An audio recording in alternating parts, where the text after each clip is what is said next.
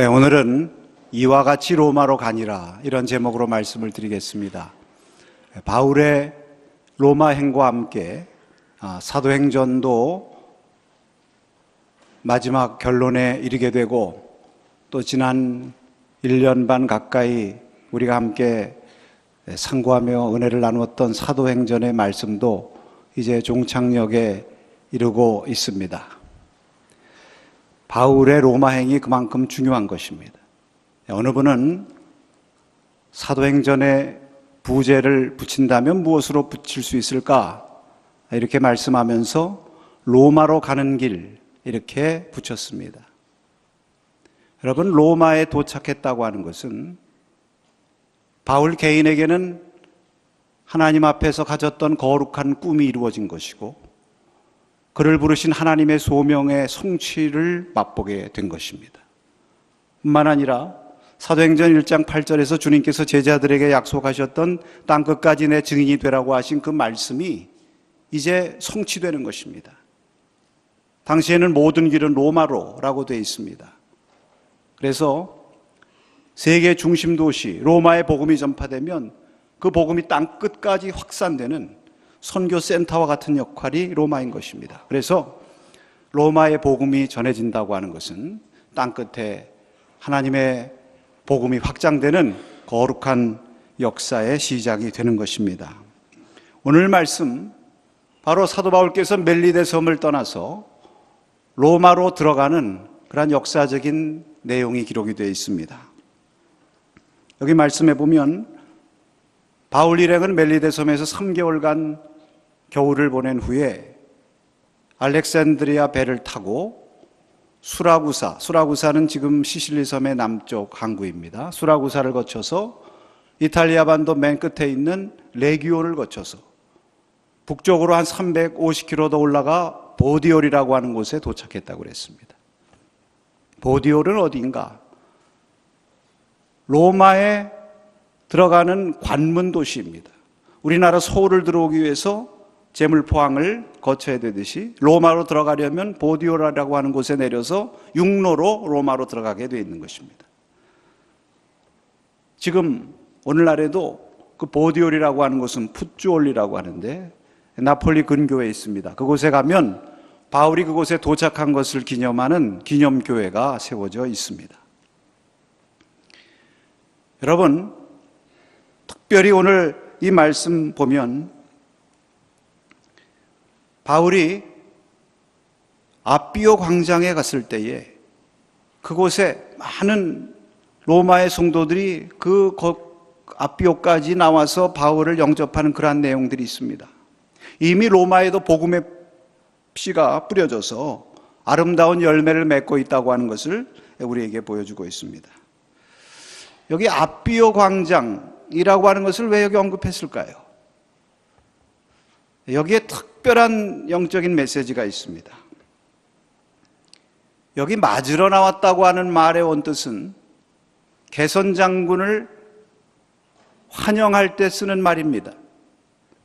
아비오 광장이라고 하는 것은 어떤 곳인가? 아비오 광장은 아비아 대로변에 위치한 광장으로서 그 당시에 로마의 장군들이 전쟁에 나가서 승리하고 돌아올 때 그 광장에 나가서 개선 장군을 환영했던 그러한 곳이 아비오 광장인 것입니다. 무엇을 말씀하려고 하고 있습니까? 지금 바울 사도께서는 비록 죄수의 신세가 되어서 몸에 쇠사슬을 차고 로마를 향해서 들어가지만 저는 단지 죄수가 아니라 하나님 나라의 복음 전도자로서 승리자로서 개선 장군과 같이 로마로 들어간다고 하는 것을 웅변하고 있는 것입니다. 더구나 로마에 있는 성도들이 여러분 생각해 보세요. 그 당시에 기독교가 소수였습니다. 기독교 믿는 사람들이 어려움을 겪던 시기입니다. 더구나 죄수의 신분으로 로마를 향해서 오는 바울을 만나기 위해서 그 군인들과 함께 오는 그 바울을 향해서 그곳 맞이하러 갔다고 하는 것은 개인적으로 보면 위험한 일입니다. 손해를 볼 수도 있는 그러한 일입니다. 그런데도 그 성도들이 로마에서 한 70km 가까이 떨어져 있는 아비아 광장까지 나가서 따뜻하게 바울을 맞이했다. 개선 장군을 영접할 때 그 열렬히 맞이하는 것과 같은 그런 마음으로 그들을 맞이했다고 하는 것. 여러분, 이것은 보통 일이 아닌 것입니다. 성도들이 어떻게 그러한 일을 할 수가 있겠습니까? 그것은 정말 주님의 복음을 전하는 복음 전도자 그 바울을 누구보다도 존경하고 자랑스러워하는 마음이 있기 때문에 가능한 것 아니겠습니까? 바울이 가져오는 그 복음에 대해서 누구보다도 사모하는 그러한 뜨거운 마음이 있기 때문에 그곳까지 나가서 바울을 열렬히 맞이할 수 있는 것 아니겠습니까? 이것을 보고 바울이 큰 용기를 얻었다고 오늘 15절 말씀에 기록하고 있습니다. 여러분, 바울은 사실 여러 번 옥에 갇히기도 하면서 여러 가지 쓰라린 경험을 했습니다. 그것은 무엇인가 하면 자기가 어렵고 약한 위치에 있다고 해서 자기 곁에 있던 사람들이 떠나가는 것입니다. 그러나 또 그러할 때 오히려 바울 곁에 있으면서 그를 인정해주고 그를 존경해서 그에게 힘과 위로가 되었던 그런 사람들도 있는 것입니다. 디모데후서 1장 15절에서 17절 말씀해 보면 이런 말씀이 있습니다. 함께 읽겠습니다. 아시아에 있는 모든 사람이 나를 버린 이 일을 내가 아나니 그 중에는 부겔로와 허모겔에도 있느니라. 원하건대 주께서 오네시보로의 집에 긍휼을 베푸시옵소서. 그가 나를 자주 격려해주고 내가 사슬에 매인 것을 부끄러워하지 아니하고 로마에 있을 때에 나를 부지런히 찾아와 만났음이라. 자신이 죄수의 몸이라고 부끄러워하면서 떠나갔던 그러한 동역자들도 있었지만 오히려 그러한 죄수의 몸을 자랑스럽게 생각하고 조금 더 부끄러워하지 않고 오히려 더 자주 찾아와 만나고 인정해주는 오네시보로, 그로 말미암아 힘을 얻고 그에게 축복을 비는 이러한 바울의 모습을 보면서 오늘 우리들에게 주시는 주님의 메시지가 있습니다. 여러분, 우리가 주님의 복음을 부끄러워하지 않습니다. 믿습니까? 여러분, 복음만을 자랑하십니까? 네. 여러분, 우리가 주님을 자랑하고 주님께서 말씀하셨습니다. 저희들이 이 땅에서 나를 시인하면 나도 하나님 나라에서 저희를 시인하리라. 주님을 자랑하고 주님의 복음을 자랑하는 그 증거가 어디 있습니까? 여러 가지가 있겠지만 저는 분명히 말씀드리고 싶은 것은 주님의 복음을 전하는 전도자들을 존중하고 자랑하는 것입니다. 평생 주를 위해서 헌신하고 주를 위해서 귀한 봉사와 섬김을 아끼지 않으셨던 그러한 성도들, 그러한 분들을 존중하고 자랑하는 것이야말로 우리가 복음을 자랑하는 첩경 가운데 하나인 것입니다.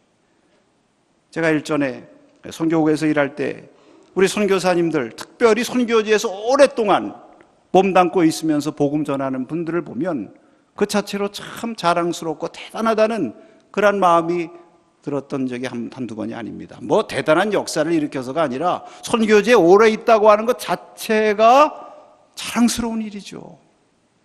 요즘에는 그런 느낌을 많이 갖습니다. 평생을 목회하시고 은퇴하신 목사님들을 보면 너무 존경스러워요.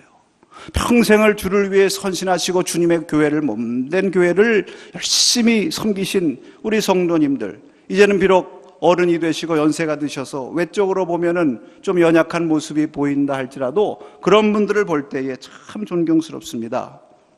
오늘 우리가 예배 시간에 특별히 여러분 주보에도 보시는 것처럼 주님의 목회자로 파송받으시고 이제 60주년이 되셔서 우리가 함께 우리 예배드리는 우리 강 목사님, 사모님 네 분 가족들이 여기 앉아 계십니다. 60주년. 또 오늘 축도하시는 우리 박봉배 목사님은 강 목사님보다도 2년 선배라고 그러시니까 60년 더 되셨을 거 아니에요. 네. 여러분, 이런 분들을 보면 무슨 설명이 필요합니까? 60년이라는 것 자체가 말씀하는 것 아니겠습니까? 그 자체가 메시지죠. 여러분도 그렇게 생각하실 줄로 믿습니다. 그래서 저는 늘 기도 제목이 요즘 그거예요. 제가 무슨 뭐 대단한 일, 뭐 큰 역사를 일으키는 것보다도 주여, 저도 잘 은혜롭게 목회하고 잘 은퇴할 수 있게 해주시옵소서. 그게 제 기도 제목입니다. 여러분, 그거보다도 귀한 일이 어디 있습니까? 그거보다도 우리가 자랑스러운 일이 어디 있습니까? 오늘 이 바울, 사도 바울, 비록 죄수의 몸으로 오지만 그를 개선장군처럼 자랑스러워하면서 아비오 광장에 나와서 그를 맞이하는 성도들을 볼 때에 사도 바울이 어떻게 느꼈겠습니까? 나는 결코 혼자가 아니구나. 주님께서 바로 저 형제들을 나에게 보내셔서 나를 위로하시고 나와 함께 하신다는 것을 보여주시는구나. 할렐루야. 네. 우리가 힘들고 어려울 때 주위에 같이 있는 사람들, 그 사람들 때문에 위로가 되고 감사한 마음이 생기는 것 아니겠습니까? 그러나 때로는 사람은 우리를 알아주지 않고 또 무관심하게 될 때가 있습니다. 그러나 하나님을 알아주시는 것입니다. 오늘 이 아비오 광장에서 바울을 맞이하는 그 장면은 마치 하나님 나라 천국에서, 천국의 아비오 광장에서 주를 위해서 헌신한 주의 일꾼들, 주의 성도들을 주님께서 개선장군처럼 맞아주시는 천국의 약속이 담겨있는 축복의 메시지인 줄로 믿습니다. 우리가 그러한 믿음을 가지고 주님을 바라보고 또 주님을 위해 헌신한 분들을 존중하고 아끼는 그러한 믿음의 성도가 되어야 될 것입니다. 이런 감격을 가지고 오늘 본문에 바울이 고백하는 말씀이 이것입니다. 따라하십시다. 우리가 이와 같이 로마에 가니라. 아멘. 여러분, 이 감격이 느껴지지 않습니까? 드디어 우리가 로마에 갔다. 로마에 도착했다. 여러분, 130년 전에 이 땅에 이 대한민국 조선의 관문인 제물포항의 아펜셀라 선교사님이 도착하고 그분이 주님 앞에 기도드렸던 것, 드디어 이 부활절에 이 조선 땅에 왔습니다. 여러분, 이 말씀은 대단한 말씀이에요. 오늘 말씀의 핵심 말씀입니다. 이와 같이 로마로 가니라. 여러분, 오늘 이 말씀 속에 어떠한 깊은 영적인 의미가 담겨 있는지 오늘 주님께서 저와 여러분에게 주시는 음성을 듣기를 원합니다. 첫 번째로 우리가 기억해야 될 것은 이와 같이 로마에 가니라, 이런 말씀에는 이와 같이 여러 기착지를 거쳐서 로마로 가니라, 이런 말씀입니다. 예루살렘에서 로마를 향해서 가는데 바로 비행기 타고 날라서 바로 로마로 간 것이 아닙니다. 성경은 그 여정 중에 바울 일행이 거쳤던 여러 기착지들을 지나치다 싶을 정도로 자세하게 언급하고 있습니다. 앞에 부분은 생략하더라도 오늘 본문 말씀만 놓고 보면 멜리데, 수라구사, 레기온, 보디올, 아비오 광장, 그 다음에 여기 무엇입니까? 트레이스, 타베르네. 발음 어려워요. 이런 거 성경에 왜 기록합니까? 그런데 하나씩 다 기록하고 있습니다. 우리가 여행을 하다 보면 이러한 기착지들이 필요해요. 우리에게 쉼을 주고 우리에게 보다 더 계속되는 여행을 위해서 재정비하고 그곳을 바라보면서 힘을 비축할 수 있는 그러한 기착지들이 필요한 것입니다. 여러분, 우리 인생에 있어서도 이러한 기착지들이 필요하죠. 휴게소와 같은 곳, 주유소와 같은 곳. 그러나 한 가지 분명한 것은 있습니다.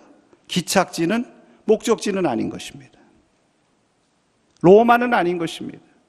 여러분, 우리 인생에 보면 주님께서 우리를 위해서 주신 기착지들이 있습니다. 우리가 태어나자마자 우리 부모님 집에서 거하게 됩니다. 그러나 부모님 집에서 영원히 머무르는 것은 아닙니다. 또 우리는 학교에 다니죠. 그러나 학교에 영원히 다닐 수 있는 것은 아닙니다. 결혼해서 가정을 꾸립니다. 그러나 가정 식구들이 영원히 함께 살 수 있는 것은 아닙니다. 직장을 잡습니다. 그러나 직장도 바뀝니다. 옛날에 우리 아버님 처음에 목회하실 때는 파송제라는 게 있어가지고 어느 날 이사 간대요. 너무 이사를 자주 다니셔가지고 저는 아예 어렸을 때 할머니 집으로 피난을 갔습니다. 그래서 제 인생 어렸을 때 젊은 반은 할머니와 같이 살았어요. 네. 우리 이력서에 보면 여러분, 언제부터 언제까지는 어디서 일하고 언제부터 언제까지는 어느 학교를 다니고 학력과 이력에 다양한 것들이 나오는데 여러분, 이거 무엇을 얘기합니까? 우리가 그런 곳을, 우리 인생의 여정을 가기 위해서 거기에 머무르는 것이 필요해요. 우리 인생의 중요한 이력이 되고 학력이 됩니다. 그러나 그것은 목적지는 아니고 기착지라는 것입니다. 이 두 가지를 혼동하면 안 돼요. 우리의 최종 목적, 우리의 최종 가치는 로마에 있는 것입니다. 영적으로 말하면 하나님 나라가 우리의 최종 목적지인 줄로 믿습니다. 그래서 여러분, 우리 인생은 나그네 길이라는 얘기도 있고, 여러분, 우리 성도들은 천국을 향한 순례자들이 아니겠습니까? 그래서 항상 하나님의 나라를 바라보면서 살아야 우리의 인생이 참 복된 인생이 되는 것입니다. 우리의 가정과 우리의 결혼도 그 자체가 목적이 아니라 이곳에 가정 천국을 이루어야 되는 거예요. 우리가 직장 생활하는 것도 그 직장을 통해서 나 한 사람이 뭐 잘 먹고 출세하고 영달하는 것이 아니라 그 직장에 보내주신 하나님의 뜻을 이루고 하나님의 나라를 이루는 거룩한 사명을 가지고 직장 생활하는 것입니다. 여러분, 우리가 공부를 하는 것도 내 개인적인 출세를 위해서 자랑하기 위해서 공부하는 것이 아니라 그 공부를 통해서 하나님 앞에 쓰임받는 거룩한 준비의 과정, 훈련의 과정으로 공부하는 것입니다.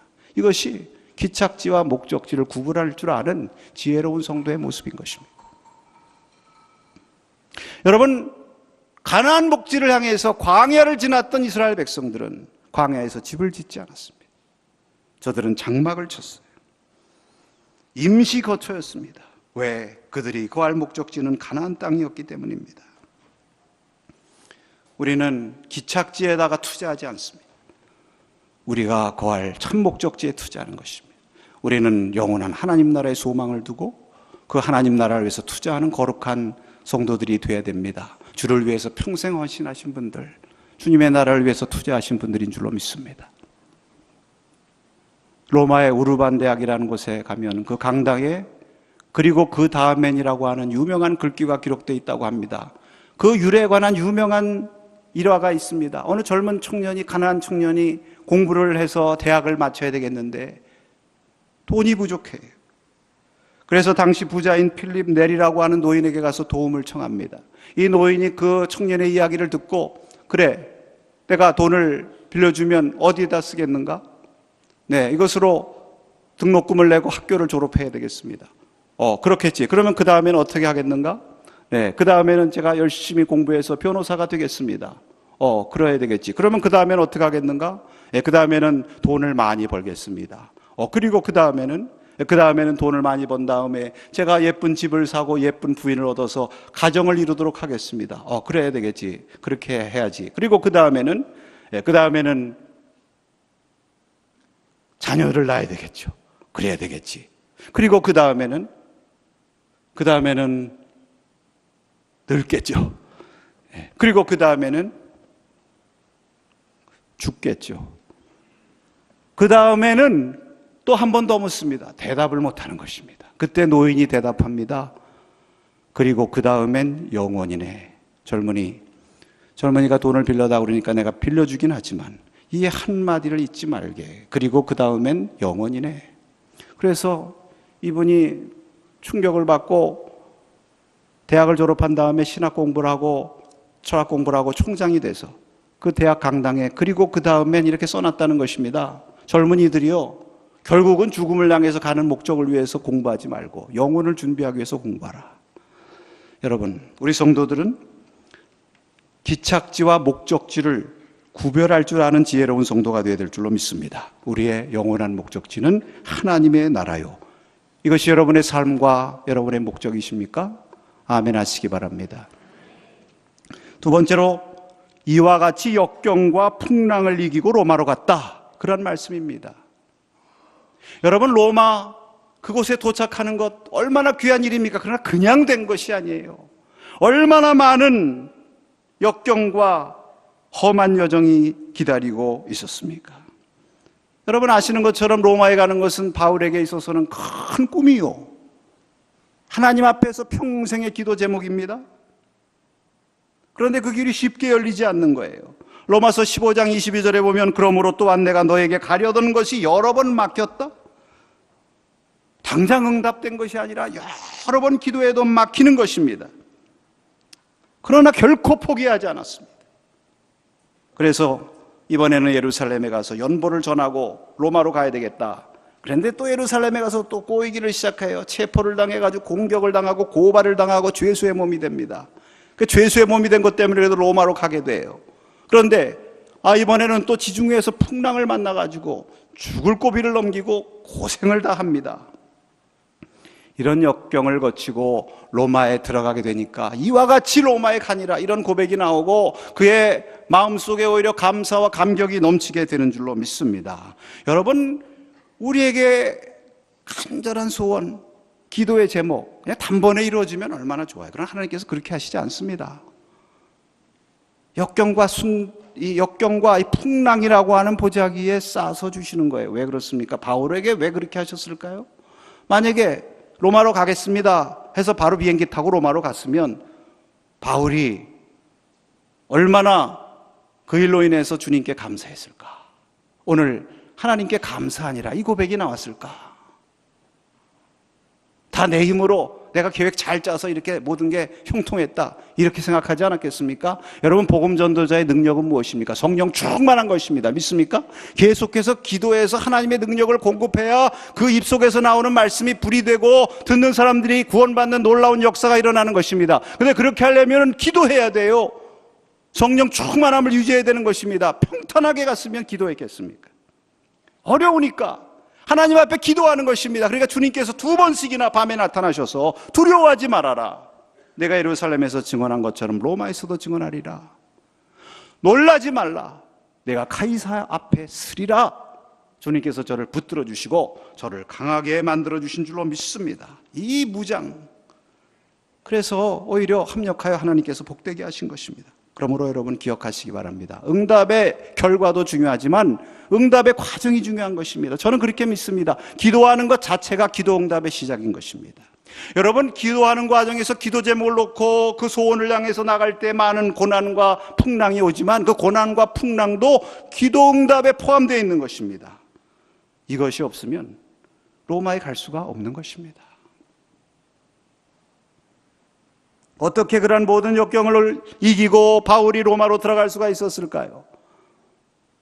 바울에게 분명한 것은 있었으니 그것은 로마를 계속해서 바라본 것입니다. 그 하나님의 거룩한 약속을 remember, 기억한 것입니다. 하나님께서 그에게 주신 거룩한 꿈을 늘 마음속에 생각했던 것입니다. 그러면서 현재의 장애물을 극복해 갔던 것입니다. 자꾸 장애물과 어려움을 생각하면 믿음이 약해질 수 있지만 오히려 그럴수록 더 로마를 바라봅니다. 여러분, 신순규라고 하는 분, 이분은 1급 장애인이에요. 앞이 아무것도 안 보입니다. 그런데 하버드를 나오고 MIT를 나오고 월가의 금융 애널리스트가 된 사람, 그 책 쓰셨어요. 그분이 눈을 감으면 보이는 것들이 있다, 뭐 그런 것 같습니다. 근데 거기 보면요, 그분이 시각장애인으로서 최초로 CPA라는 거 있습니다. 미국의 공인재무분석사. 이 시험을 합격한 사람으로 나오는데 그 시험을 합격하며 준비하는 과정의 그 챕터의 제목을 어떻게 썼느냐 하면 목적에서 눈을 떼면 장애물만 보인다. 원하는 일을 이루는 법. 이렇게 되어 있습니다. 목적이 이 CPA를 붙어야 되겠다. 그런데 2가지 결정적인 장애물이 나타난 것입니다. 하나는 시각장애인이라고 그런 케이스가 없다는 거예요. 이것은 공평하게 시험을 치를 수 없고 당신은 시각장애인이기 때문에 그럼 뭐 답을 알려줄 수도 없고 문제를 뭐 불러줄 수도 없으니까 이거 어렵겠다. 자꾸 부정적으로 얘기하는 것입니다. 또 하나는 이런 사람을 위해서 볼 수 있는 시험 문제지 이런 것들이 전혀 개발이 안 돼 있는 거예요. 뭐 점자라든지 이런 것들이 있어야 되니까. 그런데 이분이 그런 장애물만 바라보았으면 포기했을 것입니다.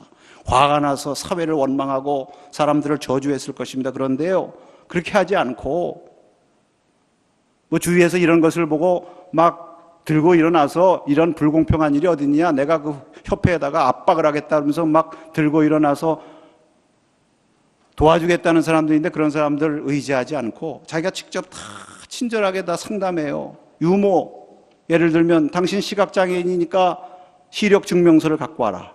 정말 앞 못 보는지. 그러면 뭐라고 대답하느냐 하면, 선생님, 사망 증명서를 받은 사람에게 혈압 체크해서 갖고 오라고 그러면 그게 말이 되는 것입니까? 뭐 이런 식이에요.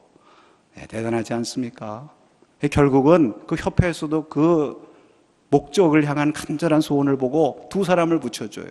시험 문제 불러주는 사람, 여기서 말하면 써주는 사람, 특별 계산기를 만들어주고요. 또 그 시험 문제 그 프로그램도 한 회사에서 특별히 고안해서 그 사람을 위해서 하루만 보는 것도 아니에요. 3년 동안 봐야 돼. 3번에 걸쳐서. 계속해서 공급해서 결국은 시험에 붙게 되는 것입니다. 만일 장애물만 바라보고 낙심했으면 이루지 못했을 것인데 오히려 하나님께서는 이 장애물을 통해서 그를 합격의 거룩한 로마로 인도하신 줄로 믿습니다. 여러분, 요셉을 보세요. 그가 하나님 앞에 꿈을 이루었지만 거저됐습니까? 아닙니다. 장애물을 통해서 이루어졌습니다. 여러분, 우리나라에 오는 북한의 탈북민들, 우리 서경환 목사님 우리 교회에서 간증하셨는데 그 얘기 들으면 눈물 없이는 들을 수 없어요.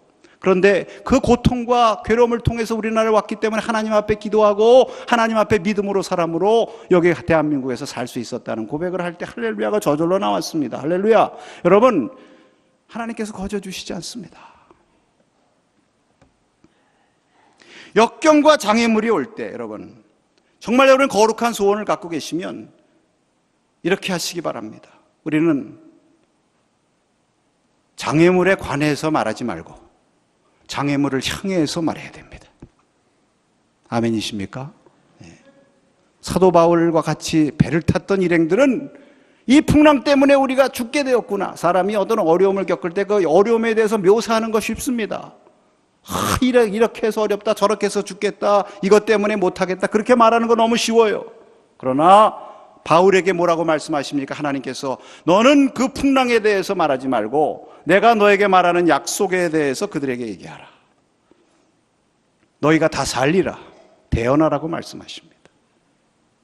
예수님과 함께 배를 타고 갔던 제자들이 풍랑 때문에 죽게 되니까 풍랑 때문에 죽게 되었다고 풍랑에 대해서 얘기해요. 그러나 예수님이 일어나셔서 어떻게 하셨습니까? 풍랑에 대해서 얘기한 것이 아니라 풍랑을 향해서 선포하셨습니다. 잔잔하라. 산이 여러분 앞에 가로놓여 있을 때에 왜 이렇게 높은 산이 내 앞에 있는가? 이게 몇 미터나 되는가? 한 2000미터는 되겠네. 나는 도저히 못 올라가겠네. 그렇게 하지 말고 주님께서 말씀하십니다. 그 산을 향해서 외쳐라. 산을 향하여서 바다에 빠지려고 하면 그 산이라도 바다에 빠질 것이다. 에스겔 선지자를 통해서 하나님께서 마른 뼈의 환상을 보이십니다. 이 뼈들이 보이느냐? 에스겔이 말합니다. 뼈들이 다 말랐네요. 뼈들이 다 생명이 하나도 없네요. 살 수가 없네요. 이스라엘 백성들이 그랬다는 것이면 우리가 다 망하리로다. 뼈에 관해서 자신들의 상황에 대해서는 말을 잘하는데 하나님께서 하실 일에 대해서 말하지 않는 것입니다. 그때 하나님께서 에스겔 선지자에게 말씀하신 것입니다. 뼈를 향해서 대언해라. 생기야 들어가서 살아나라. 대언할 때 하나님의 역사가 일어난 줄로 믿습니다. 여러분, 하나님의 꿈, 하나님께서 여러분 통해서 이루고자 하는 하나님의 놀라운 역사는 때로는 풍랑과 역경을 통해서 나오지만 이것을 이기고 이것을 향해서 선포하고 믿음으로 나아가는 자를 하나님께서 반드시 로마로 이끌어 주시는 것입니다. 여러분과 저에게 이러한 역사가 있기를 바랍니다.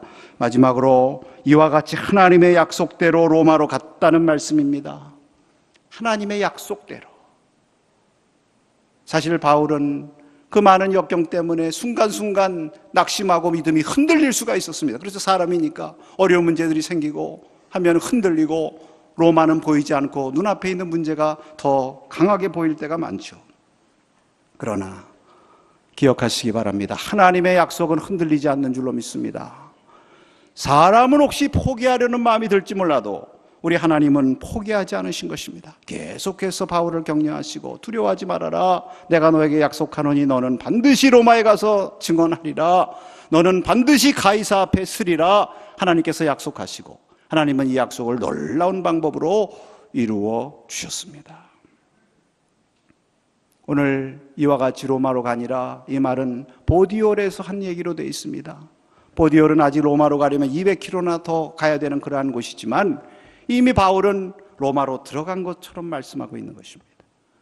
믿음이란 무엇입니까? 믿음은 바라는 것들의 실상이라고 그랬어요. 바라는 것은 미래에 있는 것이지만 하나님께서 지난 삶 가운데서 나에게 거룩한 꿈과 소원을 이루게 하신 것처럼 이 내 앞에 있는 이 로마의 꿈도 지금 현재 이루어 주시리라. 이거 신학적으로 선취적인 믿음이라고 그래요. 하나님 나라를 포테이스트, 미리 맛본다고 합니다. 미리 선취한다는 거예요. 하나님께서 이루어 주신 줄로 믿습니다. 그렇게 고백하고 선포할 때에 그 말씀대로 될 줄로 믿습니다. 이러한 역사, 하나님의 약속을 믿고 나가는 바울이 하나님의 놀라운 체험을 하지 않았습니까?